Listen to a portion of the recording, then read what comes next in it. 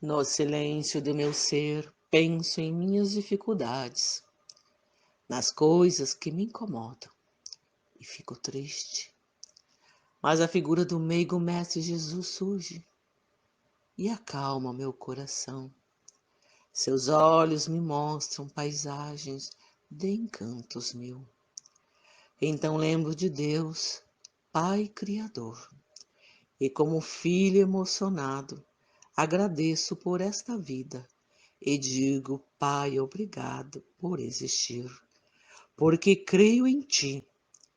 Muito obrigado, Senhor.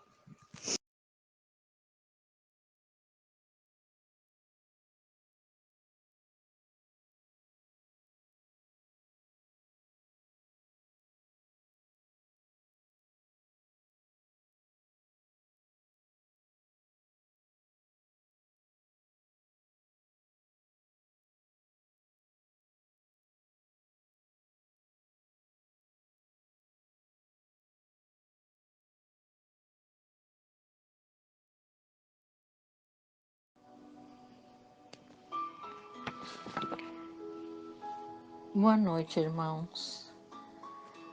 Prece de abertura. Rogamos-te, divino amigo, no início desse trabalho, bênçãos de amor e de luz e de paz. Para os companheiros que se fazem instrumento dos Espíritos.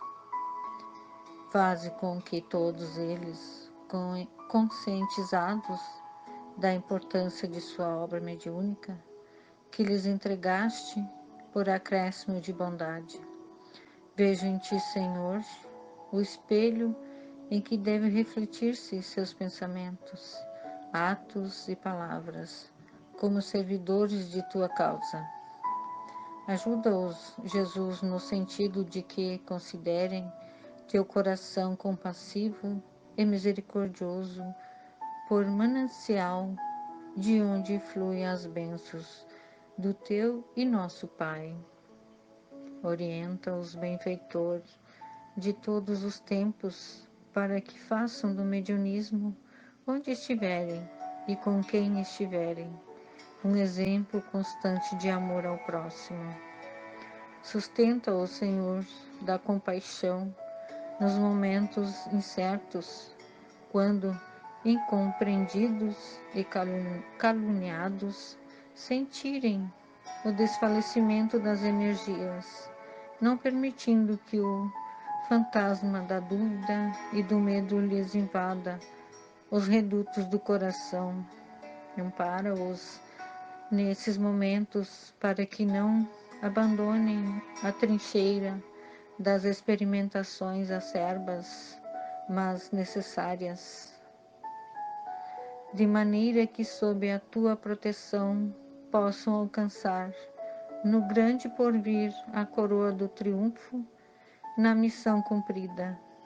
Dilata, Mestre, o entendimento dos companheiros abnegados, que as sombras do mundo, conturbado e aflito, muitas vezes envolvem sutilmente, deixando-os ansiosos e atônicos na ilusão de que estão sozinhos na grande batalha do aperfeiçoamento.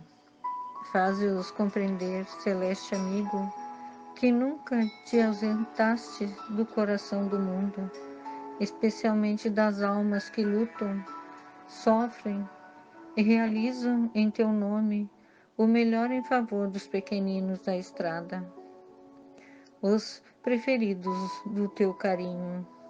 Transforma, Senhor, as lágrimas que muitos de teus servidores vertem na gleba da mediunidade, em pérolas de luz com que possam tecer no altar da vida maior o colar diadema da vitória, do teu reino de amor infinito. Ampara-os, Jesus, clarificando-lhes o entendimento para que melhor entendam os teus desígnios. Conforta-lhes os corações, a fim de que, planificados em teu amor, e da tua presença augusta possam dizer agora e sempre: Senhor, aqui estamos para te servir. Que se cumpra em nós segundo a tua vontade.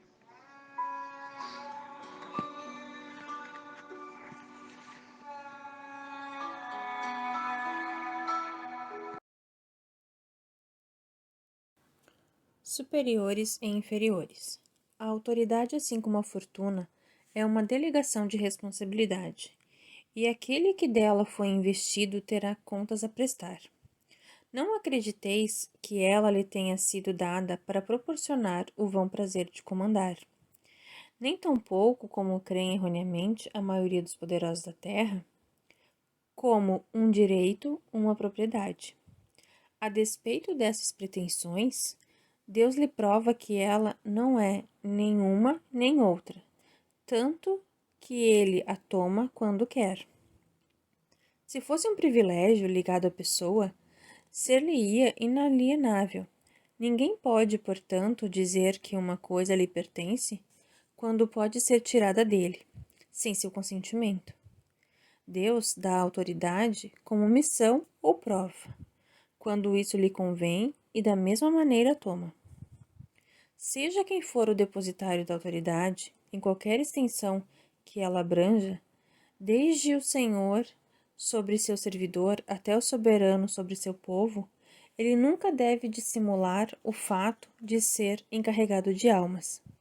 Responderá pela boa ou má direção que tiver dado a seus subordinados, e as faltas que estes poderão cometer, os vícios aos quais foram arrastados como resultado dessa direção ou dos maus exemplos recairão sobre ele, ao passo que recolherá os frutos de sua solicitude se os conduzir ao bem. Na terra, todo o homem tem uma missão, pequena ou grande. Seja qual for, sempre é dada para o bem.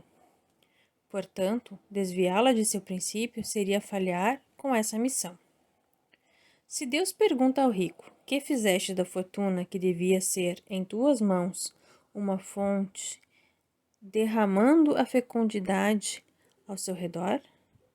Perguntará aquele que possui uma autoridade qualquer: que uso fizeste dessa autoridade?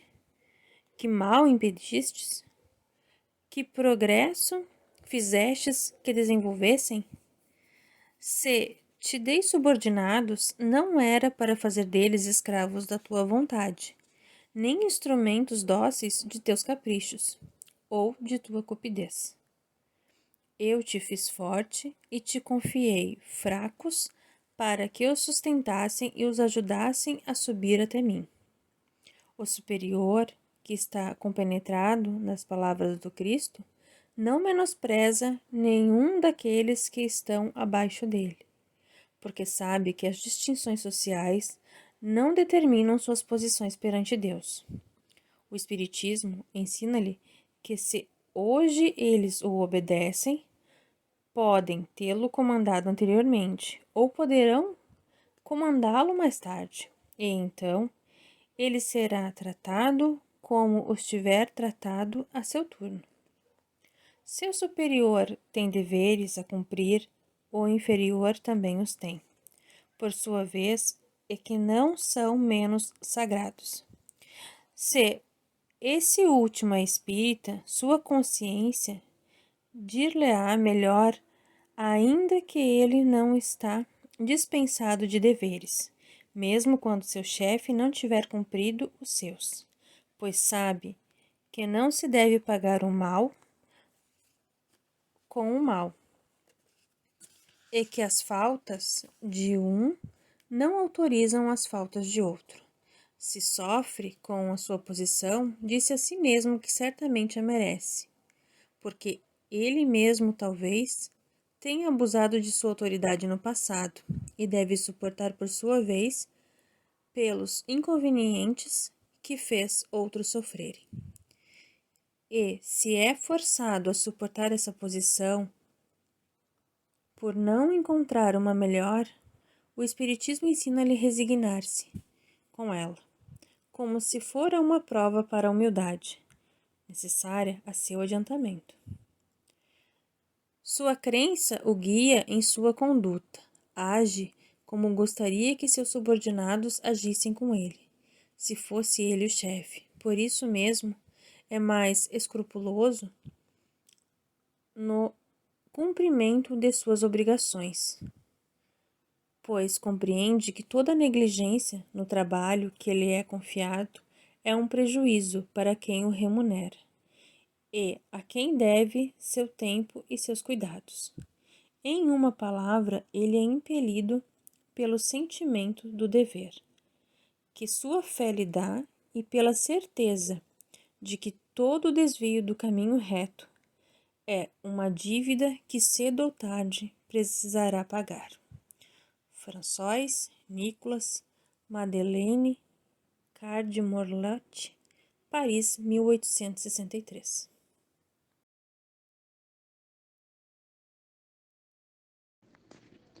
Boa noite a todos. Hoje nós vamos comentar a respeito do capítulo 17, os superiores e os inferiores. Dizem que uma das piores provas que nós temos na Terra é a riqueza, porque através dela se poderá gerar muitas possibilidades de investimento, de ajuda, de auxílio àquelas pessoas menos provida, dos valores financeiros. E essa autoridade que também nos é fornecida, a muitos de nós, como chefes, como responsáveis, no nosso lar, tudo tem um grau de responsabilidade. Como diz o nosso Evangelho, vem a título de missão ou de prova, independente do que seja. A responsabilidade sempre vai ser nossa, como chefe, como pai, como mãe, como mais abonado que venhamos nessa caminhada, porque nos será cobrado o que fizemos com aqueles valores aos quais, os nossos talentos, o que fizemos com essas possibilidades, se agimos egoisticamente ou soubemos dar, uma boa diretriz, gerar empregos, várias situações, empregar pessoas, se temos essa possibilidade, se temos essa autoridade, se sabemos já compreender que temos a responsabilidade e que todos esses títulos, todos esses valores nos são emprestados por Deus, Temos que procurar ter essa consciência, porque tudo vai ser o empréstimo de Deus. E na medida que Deus achar que nós não merecemos mais ter essa possibilidade, nos será tirado, porque tudo é empréstimo de Deus, nada é uma propriedade nossa. Se é uma prova, temos que procurar superar essas situações da melhor maneira, a maneira mais amorosamente possível. Por quê? Porque quando vier o juízo, aquele acerto final, o que fizeste, com a riqueza que te dei, como fizeste com a autoridade que te foi fornecido, sobre os teus subordinados, sobre os teus familiares, aos quais tu era o responsável, Eles tiveram uma boa direção, ou tu simplesmente fosse o culpado, por muitas vezes a perdição dessas criaturinhas não dando a diretriz correta. Cada um de nós, tem o nosso livre-arbítrio, mas, sobretudo, temos que procurar analisar a nossa consciência, se nós estamos fazendo o procedimento correto, até mesmo como empregados, porque nós também temos a nossa responsabilidade. Não é só quem tem autoridade que é responsável, porque o nosso chefe ele tem, a sua responsabilidade, mas nós como empregados, como pessoas contratadas previamente com os valores, acordados, temos o nosso grau de responsabilidade também, fazer a coisa correta, não infringindo as normas da onde nós estamos trabalhando, fazendo por merecer aquilo que foi acordado, mesmo que muitas vezes a chefia não seja aquela chefia que nós gostaríamos, Um chefe que não é um líder, aquela criatura que sabe agir, né, de uma maneira justa, de uma maneira honesta, de uma maneira amorosa, digamos assim, né? Porque existem chefias e existem líderes, né? Essa diferenciação. O líder é que sabe gerenciar, né, aquelas pessoas as quais estão sob sua responsabilidade. O chefe já é aquele que simplesmente manda e tem que ser obedecido, né? Não permite, às vezes, obter uma, uma orientação, uma troca de ideia com seu subordinado para que o trabalho possa fluir melhor, né? De uma maneira mais produtiva, mais amorosa, mais tranquilo, um ambiente mais tranquilo, fazer um ambiente melhor, né? Uma postura, cada um possa se sentir bem aonde está. Então, tudo são situações que nós temos como interferir e saber e procurar, né? Se colocar no lugar do outro. Se o outro está agindo erroneamente, não cabe a nós, né, querer agir da mesma maneira. Pelo contrário, devemos ver qual o caminho correto e seguir esse caminho. Porque todos nós somos imperfeitos. Nem todo mundo, né, tem essa noção, esse entendimento que hoje o Espiritismo, esse chamamento que hoje o Espiritismo já traz para nós. Nós observarmos, nos colocarmos no lugar do outro, agir da melhor maneira possível, honestamente, independente se os outros estão agindo correto ou não.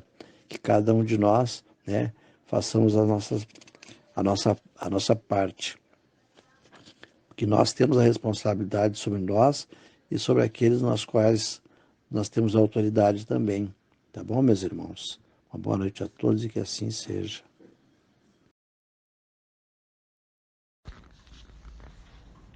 Como o egoísmo e o orgulho, que andam de mãos dadas, haverá sempre um caminho para o mais sagaz, uma luta de interesses onde são pisoteadas as mais santas afeições. Allan Kardec, o Evangelho segundo o Espiritismo.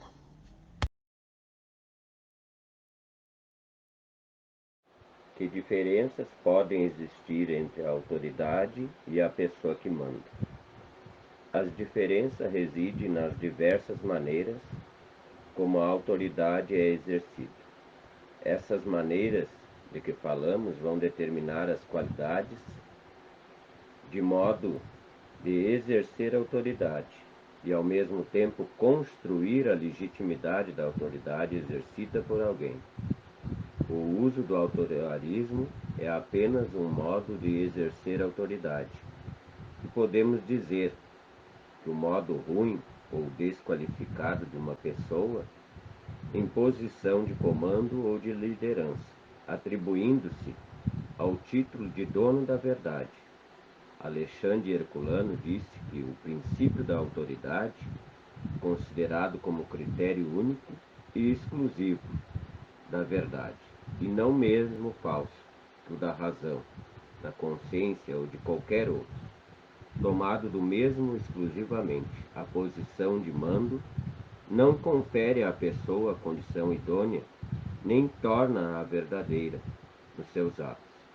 A pessoa que manda deve construir a sua autoridade durante o tempo que está à frente de um grupo ou exercendo um cargo que lhe permite ter pessoas subordinadas para que possa vir a ser referência para os outros. Pelo seu modo de ser, de agir, não precisará provar nada, pois é como e será reconhecido. Saberá ouvir a quem procura, sem medos e sem sentir ameaçado. Possui sabedoria, conhecimentos para criar e estabelecer regras e normas. E saberá avaliar exceções quando elas surgirem. Será capaz de demonstrar visão de futuro, percebendo novas tendências nos valores, hábitos e costumes. Mostrará-se-á como uma pessoa de mente atualizada e inovadora. Acima de tudo, será capaz de praticar atitudes éticas. Nenhuma dessas qualidades você vai encontrar na pessoa mandona, porque ela depende de outros estarem submissos. concordes para conseguir demonstrar pseudo-firmezas e aparentes seguranças nas atitudes.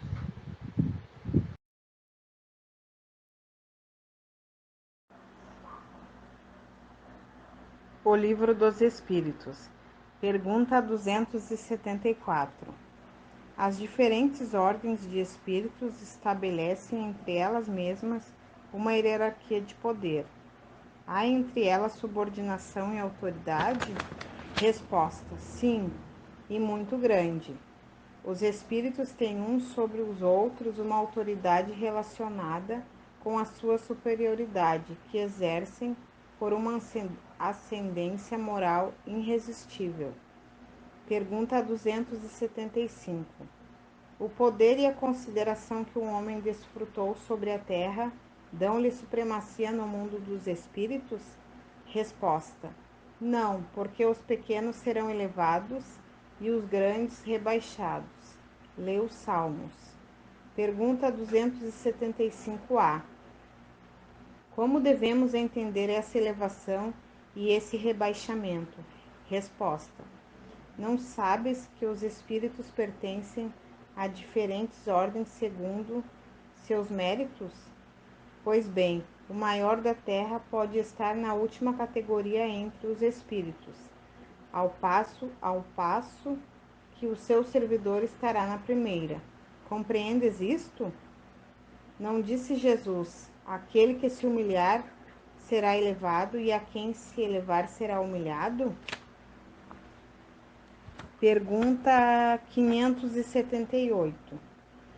O espírito pode falir em sua missão por sua falta? Resposta: sim, se não é um espírito superior. Pergunta 578A. Quais são para ele as consequências? Resposta: será necessário recomeçar a tarefa e essa a sua punição. Aliás, sofrerá as consequências do mal que haja causado. Que assim seja, graças a Deus.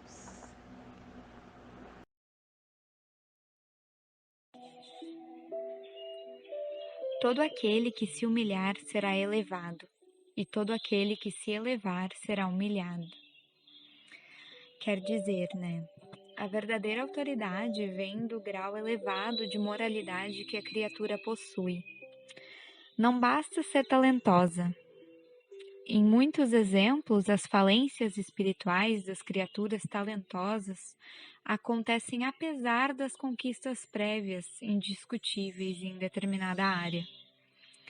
O espírito que reencarna traz falhas espirituais, principalmente morais, que acabam afetando o trabalho específico que ele deveria realizar, mesmo que esse indivíduo tenha realmente imenso cabedal em certo setor evolutivo. Assim, as diversas fraquezas intelecto-morais em outras áreas do comportamento humano dificilmente permitem que o candidato à realização consiga manifestar plenamente seu talento, porque a indisciplina, a falta de força de vontade e a ausência de um ideal superior, entre outras características pessoais, são tendências inferiores, que limitam o desenvolvimento de um maior número de tarefas. Até mesmo pequenos trabalhos podem ficar comprometidos, porque traços de personalidade inferior, como a intolerância, a vaidade, o orgulho, o egoísmo, a ganância e a impaciência, anulam com muita frequência a manutenção de esforços a longo prazo, favorecendo o desperdício de oportunidades. É importante frisar que Deus não dá fardos pesados a ombros frágeis, significando dizer que se o indivíduo fracassa, ele deve atribuir essa queda espiritual à sua própria negligência, uma vez que o livre-arbítrio é a base da lei de Deus. No entanto, mesmo assim, essas experiências fracassadas, se bem estudadas e assimiladas, podem trazer aprendizados que serão as bases para realizações vitoriosas no futuro, porque tudo de bom é levado em conta. Como a lei de Deus está escrita na consciência da própria criatura, Os espíritos em questão verificam que poderiam ter feito muito mais por si mesmos e por aqueles que porventura possam estar sob a sua responsabilidade, porque o nível de consciência desses indivíduos já é mais elevado. E todo o uso mal utilizado de qualquer que seja o talento, em detrimento daqueles que dependem destes, será cobrado lá na frente. A vigilância e a disciplina também são fundamentais quando alguns irmãos se sentem detentores de grandes possibilidades, porque as responsabilidades são sempre muito maiores. Muito será cobrado a quem muito foi dado. Se os efeitos dessas atitudes não têm representado valores de bem, de utilidade e de verdade, devemos repensar os caminhos que estamos trilhando. O verdadeiro espírita busca sua melhoria pessoal, de forma sistemática. Deus leva em conta tudo de bom, e o que vale sempre é a intenção, a verdadeira intenção. A misericórdia de Deus oferece a oportunidade abençoada de reparação, utilizando o que foi aprendido e ofertando novas possibilidades. E como tudo tem um propósito divino, até mesmo o fracasso impulsiona o progresso.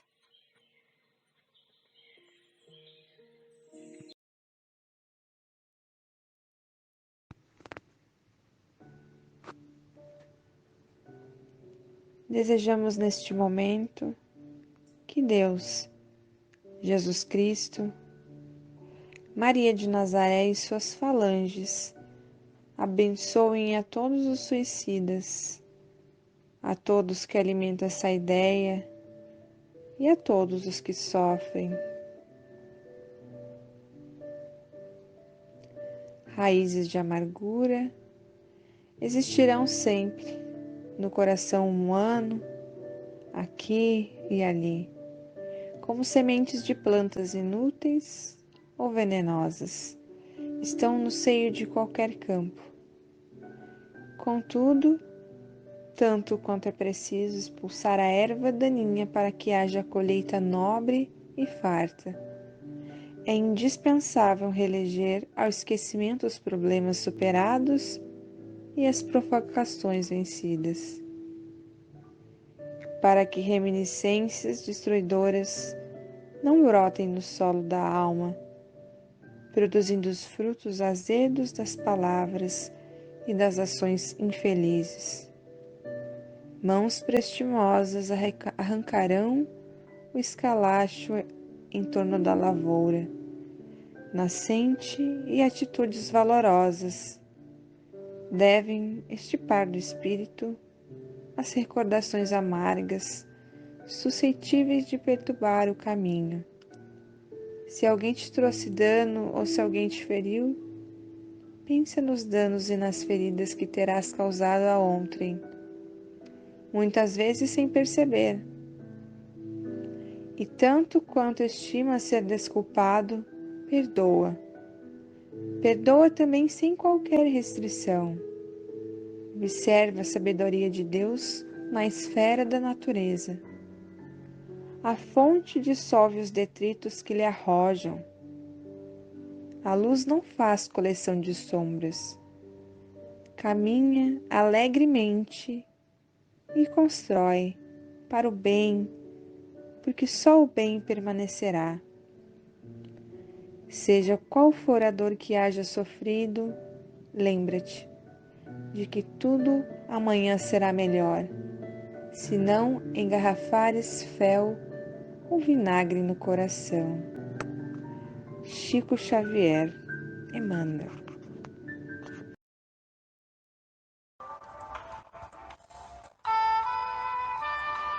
Boa noite a todos.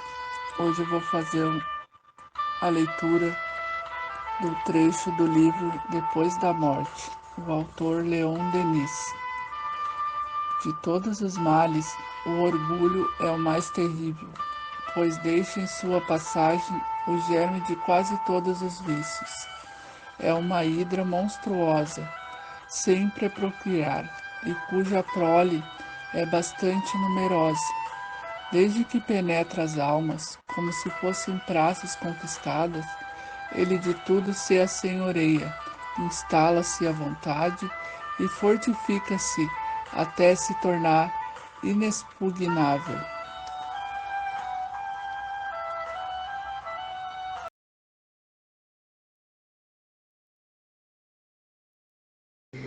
Nosso Pai, que estás em toda parte, santificado seja o teu nome. No louvor de todas as criaturas, venha a nós o teu reino de amor e sabedoria. Seja feita a tua vontade acima dos nossos desejos, tanto na terra quanto nos círculos espirituais. O pão nosso, do corpo e da mente, dá-nos hoje. Perdoa as nossas dívidas, ensinando-nos a perdoar nossos devedores, com esquecimento de todo mal. Não permitas que venhamos a cair sob os golpes da tentação de nossa própria inferioridade. Livrai-nos do mal que ainda reside em nós, porque só em ti brilha a luz eterna do reino e do poder, da glória e da paz, da justiça e do amor para sempre. E assim, confiantes e na certeza de que nesse momento de oração, as águas depositadas para a fluidificação receberão os recursos magnéticos indispensáveis ao nosso restabelecimento do corpo e da alma. De acordo com a tua vontade, te agradecemos, Senhor, e que assim seja.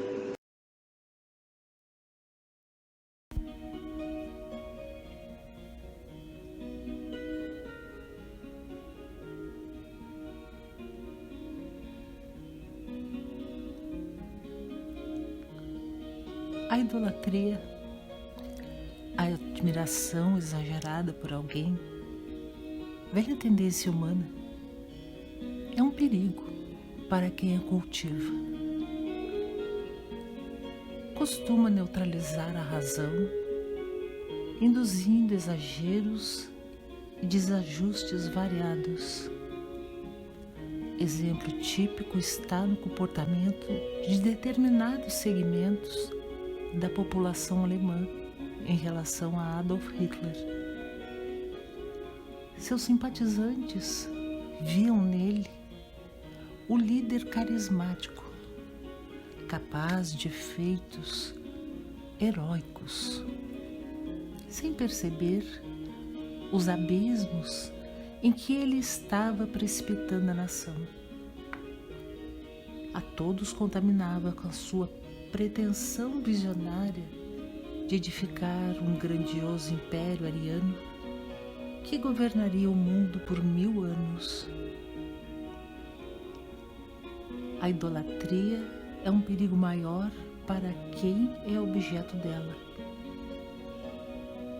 Tende a insensar sua vaidade, levando o indivíduo a posturas inadequadas e perturbadoras. Não fosse o apoio das multidões que aplaudiam sua insanidade, Hitler não teria produzido estragos tão grandes, contabilizando perto de 40 milhões de mortos na Segunda Guerra Mundial. A maior tragédia produzida pelo homem em todos os tempos. Os verdadeiros líderes, aqueles que realmente são importantes, os que fazem a diferença, rejeitam com veemência o rótulo de ídolos, não só por reconhecerem as próprias limitações, mas também por terem consciência dos problemas que a idolatria pode lhes acarretar. Chico, merecidamente, era reconhecido, ainda em vida, como uma das figuras mais marcantes do século XX. Sua contribuição em favor da paz e do progresso humano foi inestimável. Os livros que psicografou representam um desdobramento da doutrina espírita, complementando a codificação e nos oferecendo uma gloriosa visão da vida espiritual. O Espiritismo pode ser dividido em antes e depois de Chico. Na série Nosso Lar, por ele psicografada, André Luiz nos oferece ampla e esclarecedora visão do mundo espiritual e do interrelacionamento entre os dois planos, como jamais se viu. Essa série portentosa de livros, que recebeu nas décadas de 40 e 50, seria suficiente para consagrá-lo, como que se convencionou chamar de médium revelador, por intermédio do qual desdobra-se o conhecimento espírita. Não obstante, furtando-se aos perigos de um envolvimento com a idolatria, Chico dizia, humilde, quando aclamavam seu nome: sou Cisco Xavier, apenas um cisco, na ordem das coisas. Numa entrevista, afirmou: considero-me, na mediunidade, um animal em serviço. Eu sou um animal a serviço dos bons espíritos e nunca fiz mistério disto. E todas as vezes em que me externei a respeito do assunto, nunca me vi absolutamente como uma pessoa privilegiada. Sou uma criatura de condição muito primitiva. Não sei como os espíritos me suportam. Cada vez mais eu sinto a minha desvalia, porque nada tenho a dar de mim. O problema da idolatria corre por conta daqueles que gostam dos mitos. Importante em relação ao assunto, prezado, o fato de que a postura de Chico não era para emblesver, sinalizando humildade aparente. Os que conviveram com ele são unânimes em afirmar sua absoluta simplicidade e despretensão, exercitando aquela grandeza legítima que é o reconhecimento da própria pequenez. A postura de Chico foi um exemplo e, ao mesmo tempo, uma advertência quanto aos cuidados que devemos ter no exercício de atividades espíritas. O primeiro recurso usado pelos espíritos obsessores, quando pretendem afastar o trabalhador do serviço, é incensar sua vaidade, alimentando a pretensão de que é uma luz que brilha na constelação espírita, com contribuição marcante em favor do movimento. Se queremos realmente produzir na seara espírita, é bom imitar Chico, situando-nos como um cisco diante da doutrina. Se não o fizermos, é bem provável que tenhamos nossa visão turvada por outro cisco, extremamente perturbador, que, invariavelmente, compromete a ação de muitos companheiros, a vaidade.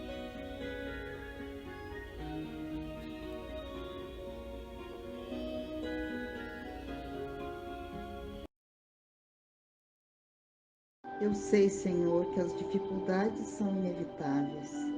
Quero ter força para não fugir delas e coragem para enfrentá-las. E peço vossa ajuda para transformar cada problema, simples ou grave, em exercício positivo para a evolução de nossas almas. Que cada aflição seja um teste divino para nos indicar o caminho da verdade e infinita felicidade. Ó Senhor, eu não peço que afaste de nós as dificuldades, mas que nos anime a enfrentá-las e que nos ilumine para sair bem de todas elas. Dai-nos, Senhor, agora e sempre, a vossa paz e obrigada por me dar a certeza de que tudo vai dar certo. Obrigado, Senhor. Obrigado, Mestre Jesus, a toda essa equipe espiritual que sempre nos orienta e que sempre nos acompanha em todos os momentos de nossa existência. Muito obrigada a todos, muito obrigada, muito obrigada. Que assim seja.